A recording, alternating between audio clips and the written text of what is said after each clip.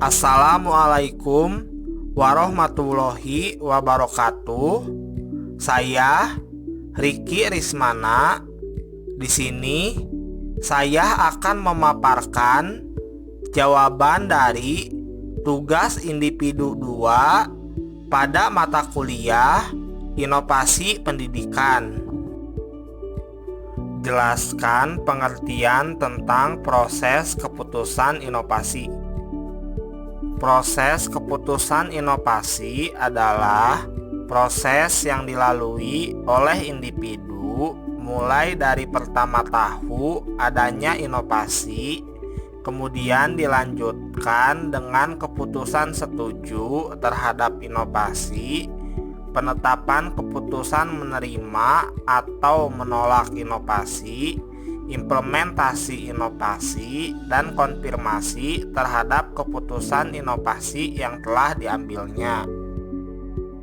Apa saja faktor yang mempengaruhi proses inovasi pendidikan?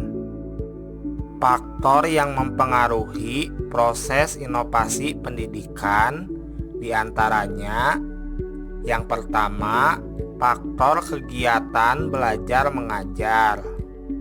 Yang kedua, faktor internal dan eksternal. Faktor internal yang mempengaruhi pelaksanaan sistem pendidikan dan dengan sendirinya juga inovasi pendidikan adalah siswa. Faktor eksternal yang mempunyai pengaruh dalam proses inovasi pendidikan adalah orang tua. Para ahli pendidik seperti guru merupakan faktor internal dan juga faktor eksternal. Yang ketiga, sistem pendidikan. Jelaskan mengapa dalam proses keputusan inovasi tidak dapat berlangsung seketika, tetapi harus membutuhkan jangka waktu yang panjang. Proses keputusan inovasi tidak dapat berlangsung seketika karena individu atau organisasi terlebih dahulu perlu menilai gagasan yang baru itu sebagai bahan pertimbangan untuk selanjutnya akan menolak atau menerima inovasi dan menerapkannya. Sebutkan dan jelaskan ciri pokok keputusan inovasi yang membedakannya dengan tipe keputusan lainnya. Ciri pokok keputusan inovasi dan merupakan perbedaannya dengan tipe keputusan yang lain adalah dimulai dengan adanya ketidaktentuan tentang sesuatu. Misalnya, kita harus mengambil keputusan untuk mengganti penggunaan kompor minyak dengan kompor gas yang sebelumnya belum pernah tahu tentang kompor gas. Maka keputusan tersebut adalah keputusan inovasi. Proses pengambilan keputusan mau atau tidak mau menggunakan kompor gas dimulai dengan adanya serba ketidaktentuan tentang kompor gas. Masih terbuka berbagai alternatif, mungkin lebih bersih, lebih hemat, lebih tahan lama, tetapi juga mungkin berbahaya, dan sebagainya. Untuk sampai pada keputusan yang mantap, menerima atau menolak kompor gas, perlu informasi. Dengan kejelasan informasi akan mengurangi ketidaktentuan dan berani mengambil keputusan.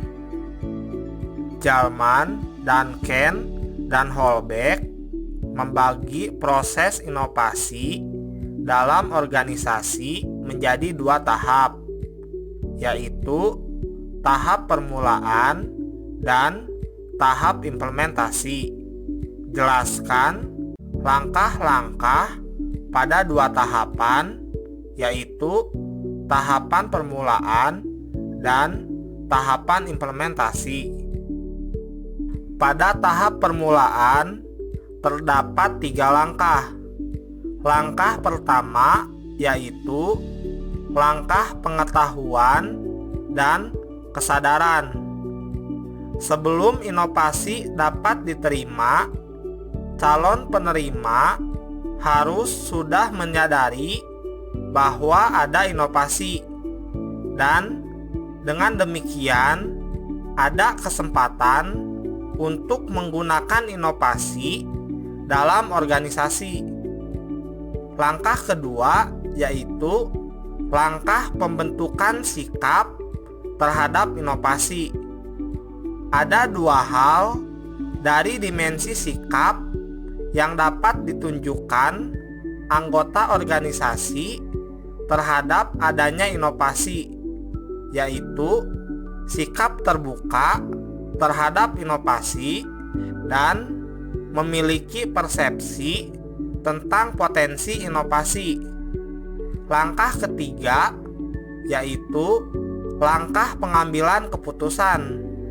Pada langkah ini, segala informasi tentang potensi inovasi dievaluasi. Pada tahap implementasi terdapat 2 langkah. Langkah pertama yaitu langkah awal atau permulaan implementasi. Pada langkah ini, organisasi mencoba menerapkan sebagian inovasi. Langkah kedua yaitu langkah kelanjutan pembinaan penerapan inovasi. Jika pada penerapan awal telah berhasil, para anggota telah mengetahui dan memahami inovasi serta memperoleh pengalaman dalam menerapkannya, maka tinggal melanjutkan dan menjaga keberlangsungannya. Sekian penjelasan dari saya, kurang lebihnya mohon maaf. Terima kasih atas perhatiannya. Wabillahi taufik wal hidayah. Wassalamualaikum warahmatullahi wabarakatuh.